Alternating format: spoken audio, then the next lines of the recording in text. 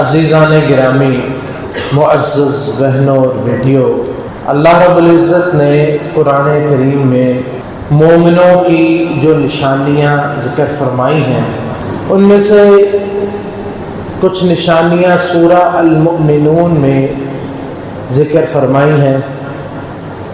اللہ رب العزت کا فرمان ہے کہ قد افلح المؤمنون، کہ مومن کامیاب ہو گئے، مومن کامیاب ہو گئے۔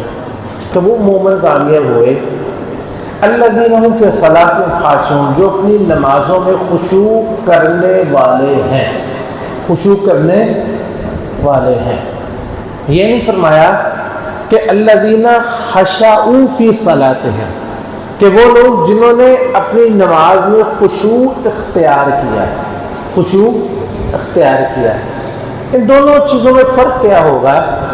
خشوع اختیار کیا یعنی کہ انہوں نے اپنی نماز میں ان کو خشوع پیدا ان کے اندر ہوا، لیکن خاشعون جب کہا جائے گا خشوع کرنے والے ہیں تو اس سے مراد یہ ہے کہ یہ ان کی صفت لازمہ ہے۔ صفت لازمہ سے مراد ایک ایسی صفت ہے جو ہمیشہ ان کے ساتھ ہی رہتی ہے، ہمیشہ ان کے ساتھ ہی رہتی ہے۔ یعنی کون مومن کامیاب ہوئے؟ جو اپنی نمازوں میں ہمیشہ خشوع اختیار کرنے والے ہیں۔ الذین فی صلاتہم خاشعون، جو اپنی نمازوں میں خشوع اختیار کرنے والے ہیں، یعنی جب بھی نماز پڑھیں گے تو ان کی نماز میں خشوع ہوگا، اللہ کا ڈر ہوگا، اللہ کا خوف ہوگا۔ والذین ہم عن اللغو معرضون، وہ لوگ جو لغو سے، فضول کاموں سے اعراض کرنے والے ہیں۔ اعراض کرنے والے، یہ نہیں کہ اعراض انہوں نے کیا صرف، بلکہ اعراض کرنے والے ہیں، یعنی یہ ان کی صفت لازمہ ہے کہ ہمیشہ وہ لغو سے اعراض کرنے والے ہیں، لغو سے، فضول کاموں سے، فضول چیزوں سے اور دین کے مخالف چیزوں سے اعراض کرنے والے ہیں۔ والذین هم للزکاۃ فاعلون، وہ زکوٰۃ ہمیشہ ہی دینے والے ہیں۔ والذین هم لفروجہم حافظون، وہ اپنی شرمگاہوں کی ہمیشہ ہی حفاظت کرنے والے ہیں، اپنی شرمگاہوں کی ہمیشہ ہی حفاظت کرنے والے ہیں، سوائے اپنی بیویوں کے اور اپنی لونڈیوں کے۔ فمن ابتغى وراء ذلک، جس نے ان کے علاوہ کسی اور کے کسی جگہ پہ اپنی شرمگاہ کو استعمال کیا تو یہ حد سے گزرنے والے ہیں۔ والذین هم لاماناتہم وعہدہم راعون، وہ لوگ جو اپنی امانتیں اور اپنے جو وعدے اور عہد کیے ہیں ان کی پاسداری کرنے والے ہیں۔ والذین هم علی صلواتہم یحافظون، وہ لوگ جو اپنی نمازوں کی ہمیشہ حفاظت کرنے والے ہیں۔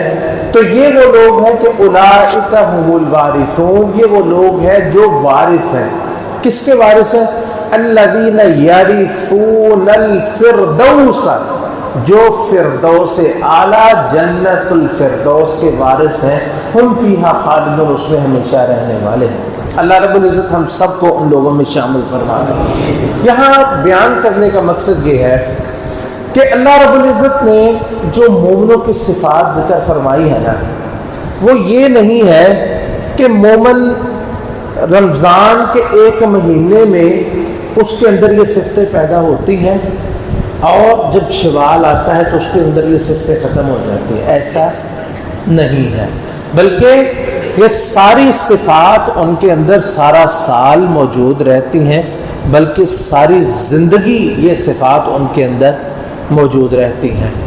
اس لیے رمضان المبارک کے ختم ہونے کا مطلب اسلام کا ختم ہونا نہیں ہے، رمضان سے نکل جانے کا مطلب اسلام سے نکلنا نہیں ہے، بلکہ رمضان کے جانے کا مطلب یہ ہے کہ رمضان ایک مدرسہ تھا، رمضان ایک یونیورسٹی تھی جہاں سے ہم نے تعلیم حاصل کی، اور اس کے بعد جیسے ایک مدرسے سے، ایک سکول سے، ایک کالج یونیورسٹی سے کوئی بندہ تعلیم حاصل کرتا ہے اور پھر ساری زندگی اس تعلیم کو اپنی زندگی میں اپلائی کرتا ہے، اور ساری زندگی اس تعلیم کو اپنی زندگی اس تعلیم سے اپنی زندگی کو سنوارتا ہے۔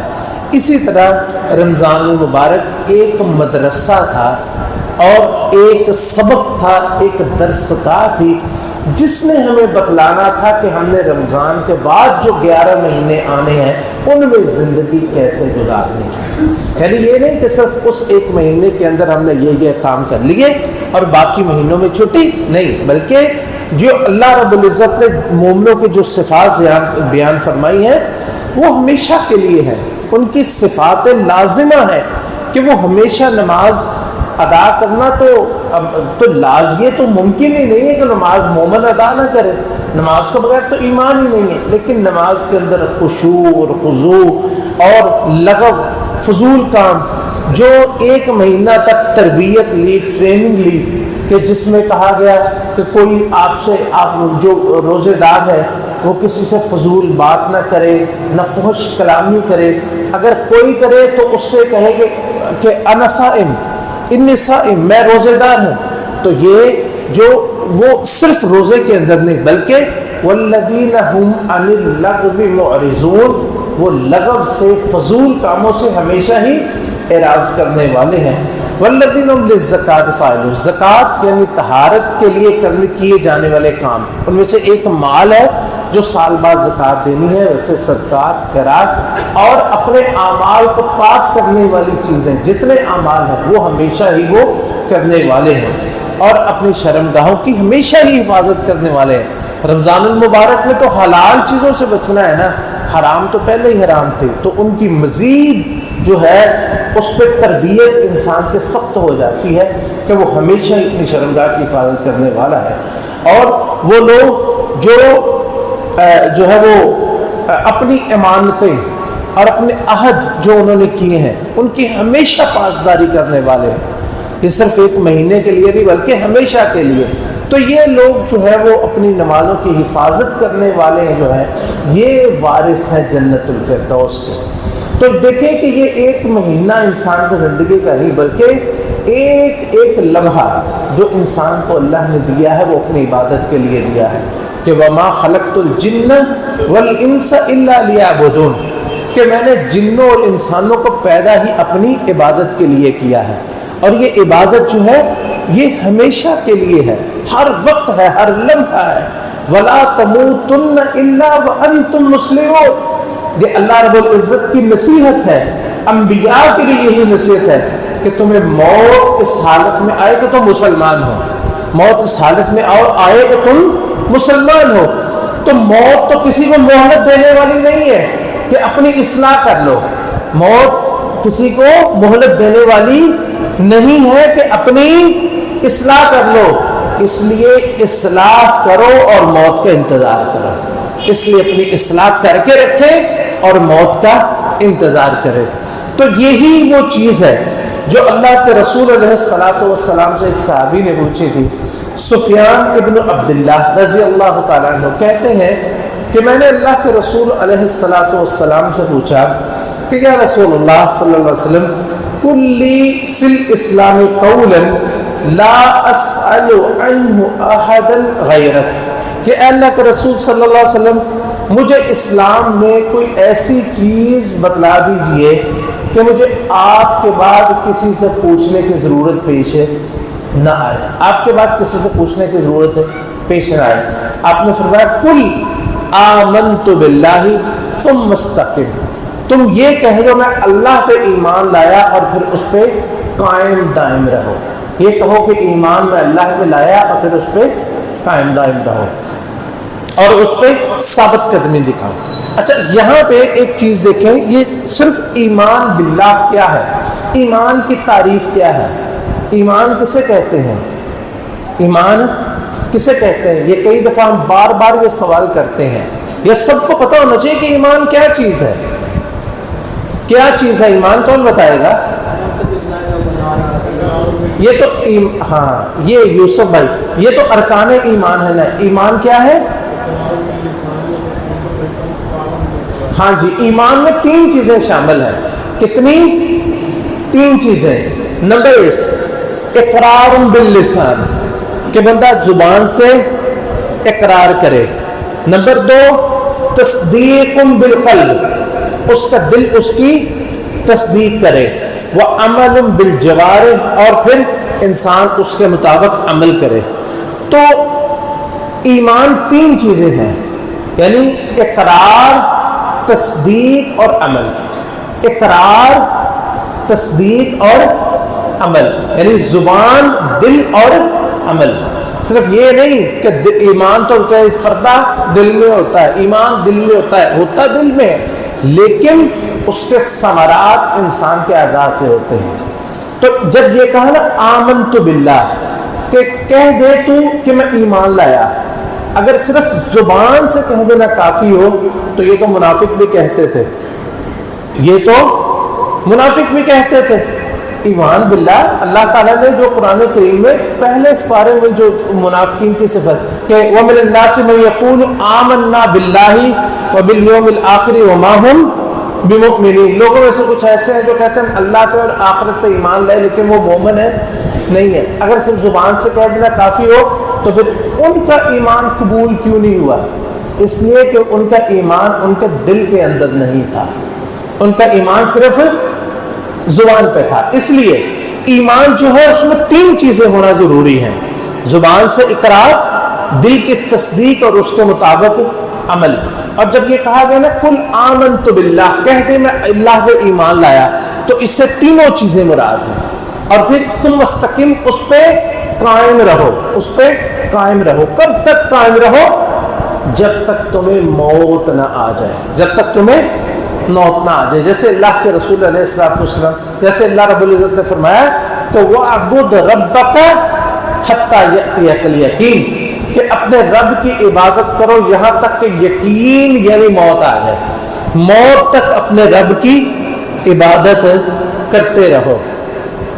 تو جب یہ آپ نے فرمایا نا کہ کل آمنت باللہ، کہہ دو کہ میں ایمان لایا اللہ پر اور پھر اس پہ قائم دائم رہو، اس کا مطلب یہ ہے کہ ایمان زبان سے لا کے، دل سے تصدیق کر کے، اس پہ عمل کر کے، پھر اس پہ بالکل قائم دائم رہو. ایک خلاصہ پورے دین کا بتلا دیا آپ نے کہ آپ نے یہ کچھ کرنا ہے.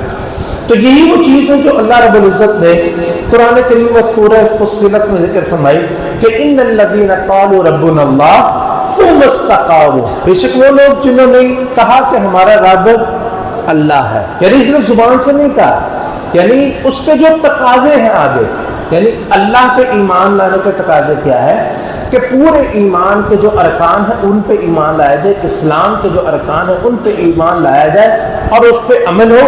ثم استقاموا، پھر وہ اس پہ ڈٹ گئے، ثم استقاموا، پھر اس پہ وہ ڈٹ گئے، قائم دائم رہے اور ڈٹ گئے، یعنی ساری زندگی انہوں نے اسی بات پہ گزار دی. تو تتنزل علیہم الملائکہ، تو فرشتے ان پر اللہ کی طرف سے نازل ہوتے ہیں.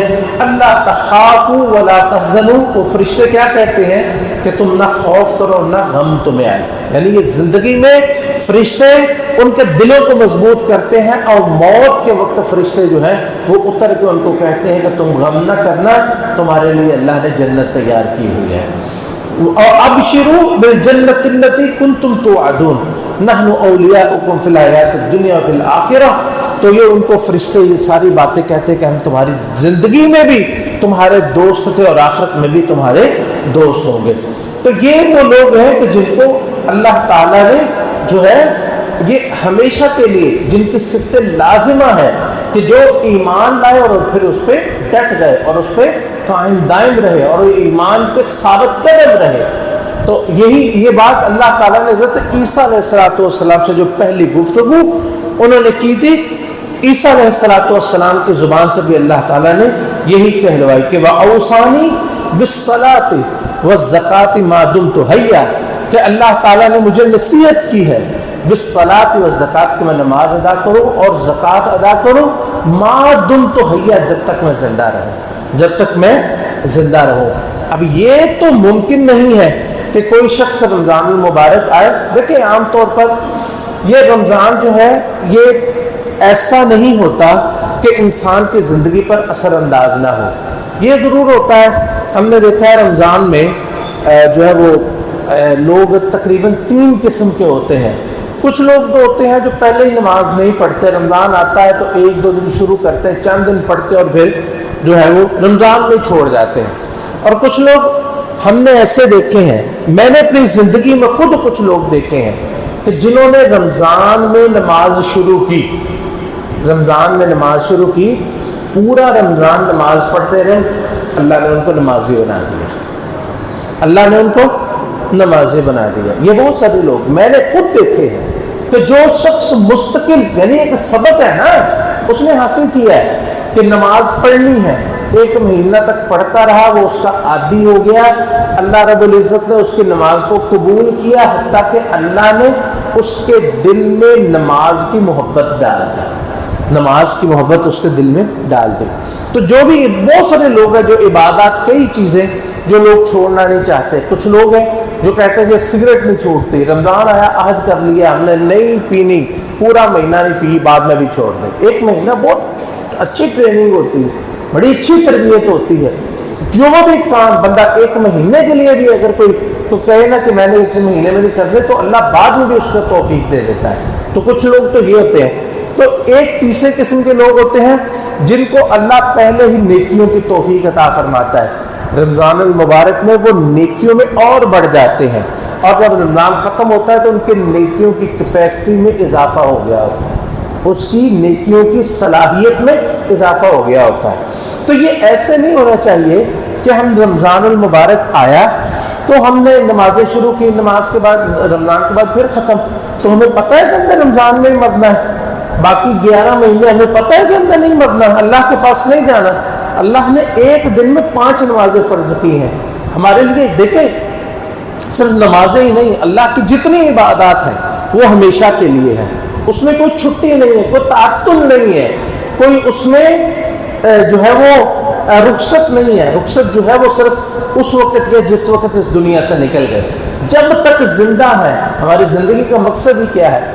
وما خلقت الجن والانس الا لیعبدون، کہ جنوں اور انسانوں کو میں نے پیدا ہی اپنی عبادت کے لیے کیا ہے۔ تو رسول اللہ صلی اللہ علیہ وسلم سے ایک بندہ نے پوچھا تھا نا کہ اللہ کے رسول علیہ الصلوۃ والسلام ان شرائع الاسلام قد کثرت، کہ دین کے جو معاملات ہیں دین کے وہ بہت زیادہ ہو گئے ہیں، اور احکام دین کے بہت زیادہ ہو گئے ہیں، اور میں اتنے احکام یاد نہیں رکھ سکتا، مجھے بتائیے کوئی ایسی چیز بتائیے کہ جس پہ میں قائم رہوں اور وہ میرے ساری زندگی کام آئے۔ آپ نے فرمایا، اس کو کیا جواب دیا؟ لا یزال لسانک رطبا بذکر اللہ، کہ تیری زبان ہمیشہ اللہ کے ذکر سے تر رہنی چاہیے۔ اب اس میں رمضان اور شوال کا فرق ہے، رمضان اور غیر رمضان کا فرق ہے؟ نہیں، بلکہ ہمیشہ جب ایمان باللہ ثم مستقم ہے کہ اللہ پہ ایمان لانا ہے، پھر اس پہ استقامت ہے، اور لا یزال لسانک رطبا بذکر اللہ ہے کہ تیری زبان ہمیشہ اللہ کے ذکر سے تر رہنی چاہیے۔ تو اس میں سارے جو ہے وہ یہ ہمیشہ کے لیے، ہر پورے سال کے لیے ہے، یہ ایک دن یا ایک مہینے کے لیے یا چند دنوں یا چند راتوں کے لیے نہیں ہے، بلکہ ہمیشہ کے لیے ہے۔ تو جو لوگ جو ہے وہ صرف رمضان المبارک میں انہوں نے اللہ کو پہچانا، رمضان گیا تو پھر بھول گئے، تو وہ لوگ جو ہے وہ فلانے ہیں۔ کون ہے؟ کیا ہے؟ سمجھ آئی بات؟ فلانے ہیں۔ کون ہے؟ فلانے۔ فلانے کون ہوتے ہیں؟ فلانے فلانے کون ہے؟ میں بتاتا ہوں۔ حضرت عبداللہ بن عمرو بن العاص رضی اللہ تعالی عنہما، صحیح بخاری اور مسلم کی حدیث ہے، عبداللہ بن عمرو بن العاص رضی اللہ تعالی عنہما کہتے ہیں کہ مجھے اللہ کے رسول علیہ الصلوۃ والسلام نے فرمایا کہ یا عبداللہ لا تکن مثل فلان، اے عبداللہ تم فلانے نہ بن جانا، تم فلانے نہ بن جانا۔ کانا، وہ کون تھا؟ آپ نے فرمایا کہ کانا یقوم اللیل فترک قیام اللیل، وہ قیام اللیل کرتا تھا، وہ تہجد پڑھتا تھا، پھر اس نے تہجد چھوڑ دی۔ تو وہ فلانا کون تھا؟ اب ابن حجر رحمۃ اللہ علیہ فرماتے ہیں فتح الباری میں، فرماتے ہیں کہ میں نے نا بڑی کوشش کی کہ مجھے اس شخص کا نام مل جائے، مجھے اس شخص کا نام نہیں ملا جس کو نبی علیہ السلام نے فلانا کہا تھا، مجھے اس کا نام نہیں ملا۔ فرماتے اس کی دو وجوہات ہیں، یا تو یہ ہے کہ آپ نے پردہ ڈالنے کے لیے نام کسی کو بتایا ہی نہیں، پردہ ڈالنے کے لیے کسی کو اس کا نام بتایا ہی نہیں ہے، یا دوسری وجہ یہ ہے کہ اس سے مراد کوئی معین شخص تھا ہی نہیں، اس سے مراد ہر وہ شخص ہے، اس سے مراد ہر وہ شخص ہے جو قیام اللیل کرتا تھا اور پھر اس نے قیام اللیل چھوڑ دیا، قیام اللیل کرتا تھا پھر اس نے قیام اللیل چھوڑ دیا۔ اب دیکھیں وہ فلانا کون ہے جس نے قیام اللیل کیا اور پھر چھوڑ دیا۔ دیکھیں رمضان المبارک میں ہم میں سے اکثر لوگ جو جہاں بیٹھے ہیں انشاءاللہ ہمیں امید ہے تقریباً سب نے تراویح پڑھی ہوگی نا، تراویح پڑھی ہوگی۔ یہ قیام اللیل بھی ہے، تراویح جو ہے یہی قیام اللیل ہے اور یہی تہجد ہے، یہی قیام اللیل ہے اور یہی تہجد ہے۔ سمجھ آئی بات؟ کتنے لوگ ہیں جنہوں نے رمضان ختم ہونے کے بعد تہجد نہیں پڑھی؟ کتنے لوگ ہیں جنہوں نے رمضان کے بعد تہجد چھوڑ دی؟ تو جنہوں نے رمضان کے بعد تہجد چھوڑ دی وہ کون ہو گئے؟ فلانے ہو گئے، وہی فلانے ہو گئے نا۔ ہم سوچیں کہ کہیں اللہ کے رسول علیہ الصلوۃ والسلام نے ہمارے بارے میں تو نہیں کہا تھا جیسے عبداللہ بن عمرو بن العاص کو کہ عبداللہ بن عمرو بن عاص فلانا شخص جو ہے اس کی طرح نہ ہو جانا، وہ قیام اللیل کرتا تھا پھر اس نے چھوڑ دیا، کہیں وہ فلاں شخص جو ہے وہ ہم تو نہیں ہے۔ ہمیں سوچنا چاہیے نا کہ کیا اللہ کے رسول علیہ الصلوۃ والسلام نے یہ مثال، یہ اچھی مثال ہے، بتائیں یہ اچھی مثال ہے کہ کسی کو کہا جائے عبداللہ بن عمرو بن العاص بچے تھے نا تو ان کو کہا کہ عبداللہ تم فلاں شخص کی طرح ہو جانا، پیارے بیٹے فلاں کی طرح نہ ہو جانا۔ کسی کو کہا جائے کہ بچے تم فلاں کی عادتوں سے بچ کے رہنا، اس سے دور رہنا، یہ کوئی اچھی مثال ہے؟ بتائیں یہ کوئی اچھی بات ہے کہ کسی کے بارے میں نام لے کے کہا جائے؟ کوئی عام شخص نہیں، دنیا میں تو کوئی الزام لگا سکتا ہے، اللہ کے رسول علیہ الصلوۃ والسلام کہیں کہ تم فلانے کی طرح نہ ہو جائے، تو فیصلہ کریں ہم نے فلانا بننا، اگر نہیں بننا تو پھر قیام اللیل شروع کر دیں، تہجد شروع کر دیں۔ تہجد شروع کرنا کوئی مشکل کام ہے؟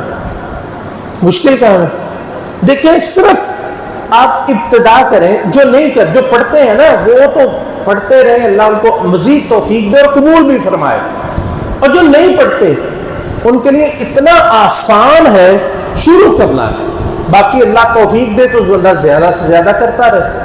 ہم نے کئی دفعہ ذکر کیا کہ کم از کم 2 رکعت سے شروع کریں، 2 رکعت سے شروع کریں۔ بس عشاء کی نماز پڑھی ہے اور عشاء کی نماز 4 فرض پڑھے ہیں، اس کے بعد 2 سنتیں ادا کی، 2 سنتیں ادا کی۔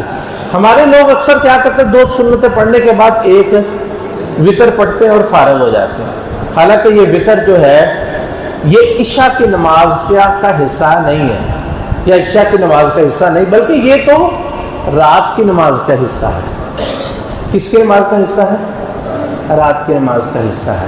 تو ہم اپنی سہولت کے لیے کبھی عشاء کے ساتھ پڑھ لے بھی نہیں تو وہ تو ٹھیک ہے، لیکن اس کا طریقہ یہ ہے کہ عشاء کی نماز کے ساتھ سنتیں پڑھی جائے، وتر نہ پڑھا جائے، بلکہ کب پڑھا جائے؟ رسول اللہ صلی اللہ علیہ وسلم نے اپنے 3 صحابہ کو نصیحت کی، ان میں سے ایک ابو ذر اور ایک ابو ہریرہ اور ایک تیسرے صحابی۔ آپ نے فرمایا کہ تم سونے سے پہلے وتر پڑھ لیا کرو، سونے سے پہلے وتر پڑھ لیا کرو۔ اس کا کیا مطلب ہے؟ اس کا مطلب یہ ہے کہ تم نے جو تہجد کی نماز پڑھنی ہے، قیام اللیل کرنا ہے، وہ سونے سے پہلے کر کے سویا کرو، سونے سے پہلے کر کے سویا کرو۔ تو وہ یعنی کہ اب یہ کس کے لیے ہے؟ جو لوگ تو رات کو اٹھتے ہیں ان کے لیے تو بہت اچھی بات ہے، اصل سب سے افضل یہ ہے کہ رات کے آخری پہر میں اٹھا جائے، لیکن بہت سارے لوگ ہیں جو فجر سے پہلے نہیں اٹھ سکتے، تو ان کے لیے کیا ہے کہ وہ عشاء کی نماز پڑھیں، اپنے گھر چلے جائیں، جب بھی سونے کا ارادہ ہو، جب بھی سونے کا ارادہ ہو وضو کریں وضو کر کے ابتدائی طور پر صرف 2 رکعت بے شک نماز پڑھ لیں. کتنی؟ 2 رکعت ادا کریں اور ان میں 2 چھوٹی صورتیں مثلا قل اعوذ برب الفلق اور قل اعوذ برب الناس پڑھ لیں. تو یہ ٹوٹل کتنی آیات ہو جاتی ہیں؟ یہ 11 آیات ہو جاتی ہیں. کتنی؟ 11 آیات. تو نبی علیہ الصلوۃ والسلام نے فرمایا جس نے 10 آیات کے ساتھ قیام اللیل کیا اور 10 آیات کے ساتھ تہجد پڑھ لی، اللہ تعالیٰ اسے غافلوں کی لسٹ سے نکال دیتے ہیں. وہ غافلوں کی لسٹ سے نکل گیا، وہ تہجد پڑھنے والوں کی لسٹ میں شامل ہو گیا. اس کے بعد بے شک آپ ایک وتر پڑھیں، اس میں سورہ اخلاص پڑھ لیں، تو آپ تہجد پڑھنے والوں میں ابتدائی طور پر شامل ہو جائیں گے. یہ ایک مشکل کام ہے، یہ ایک مشکل کام ہے. اچھا، ایک بندہ یہ بھی نہیں کر سکتا، وہ مسجد میں نماز پڑھتا ہے، وہ مسجد میں ہی فجر یعنی فرض پڑھے، فرض کے بعد 2 سنتیں پڑھے اور 2 رکعت اضافی طور پہ پھر پڑھ لیں، 2 رکعت اور پڑھ لیں، اس میں سورہ فلق اور سورہ ناس بے شک پڑھ لیں. اگر اور صورتیں جتنی زیادہ پڑھے گا، جتنا قرآن پڑھے گا اتنا اجر زیادہ ہے، اور پھر ایک وتر پڑھ لیں تو وہ بھی تہجد پڑھنے والوں میں شامل ہو جائے گا. اصل طریقہ یہ ہے کہ سونے سے پہلے پڑھ لیں، یعنی سب سے افضل ہے کیا ہے کہ رات کے آخری پہر میں پڑھے. لیکن نبی علیہ الصلوۃ والسلام سے حضرت عائشہ رضی اللہ عنہا سے پوچھا گیا کہ نبی کریم صلی اللہ علیہ وسلم جو قیام کرتے تھے وہ کیسے کرتے تھے؟ تو آپ فرماتی ہیں کبھی کبھی رات کے شروع میں یعنی رات کے ابتدائی حصے میں، اور کبھی رات کے درمیان میں، اور کبھی رات کے آخر میں آپ تہجد پڑھتے تھے. تو صحابی کہتے اللہ تیرا شکر ہے، اتنی آسانی تو نے ہمارے لیے کر دی. تو اتنی آسانی جو ہمارے لیے ہو تو ہم اس سے فائدہ نہ اٹھائیں. اتنی آسانی ہو ہمارے لیے اور ہم اس سے فائدہ نہ اٹھائیں اور اپنے آپ کو قیام اللیل کرنے والوں میں شامل نہ کریں اور فلانے بن جائیں اور فلانے بن جائے. اللہ تعالیٰ ہمیں ہدایت نصیب فرمائے اور استقامت نصیب فرمائے. رمضان المبارک میں جو کچھ سیکھا ہے اللہ تعالیٰ ہمیں اس پہ قائم دائم رکھے. حضرات گرامی، یہ تو تھا کہ تم فلانے بندے نہ بن جانا، فلانے بندے نہ بن جانا. لیکن اللہ کے رسول علیہ الصلوۃ والسلام نے کسی بندے کے بارے میں یہ بھی فرمایا ہے کہ فلاں بندہ بہت ہی اچھا ہے، فلاں بندہ بہت ہی اچھا ہے. وہ کون تھے؟ وہ حضرت عبداللہ بن عمر رضی اللہ تعالیٰ عنہ رضی اللہ تعالیٰ عنہما. کہتے ہیں کہ میری شادی نہیں ہوئی تھی تو میرا گھر کوئی نہیں تھا، میں مسجد میں سو جایا کرتا تھا. تو فجر کی نماز پڑھتے تو نبی علیہ الصلوۃ والسلام صحابہ سے پوچھتے کہ کسی نے کوئی خواب دیکھا ہے؟ کسی نے کوئی خواب دیکھا ہے؟ صحابہ کرام اپنے خواب بتاتے تو رسول اللہ صلی اللہ علیہ وسلم آپ اس کی تعبیر ان کو بتلایا کرتے تھے.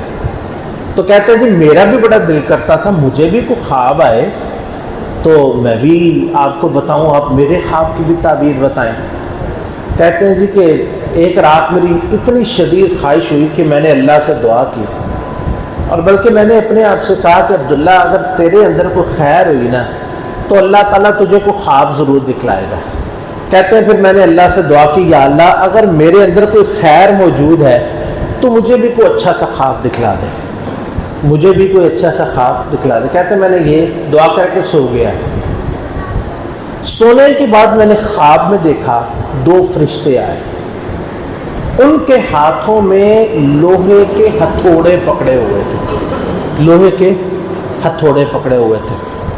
کہتے ہیں جی ایک نے مجھے دائیں طرف سے پکڑا اور ایک نے مجھے بائیں طرف سے پکڑا اور مجھے پکڑ کے جہنم کی طرف لے کے جا رہے ہیں، جہنم کی طرف لے کے جا رہے ہیں. کہتے ہیں جی میں اتنا گھبرایا، میں اللہ سے دعا کرنے کا اعوذ باللہ من عذاب جہنم، اعوذ باللہ من جہنم، اے اللہ میں تیری پناہ مانگتا ہوں کہ میں جہنم میں جاؤں.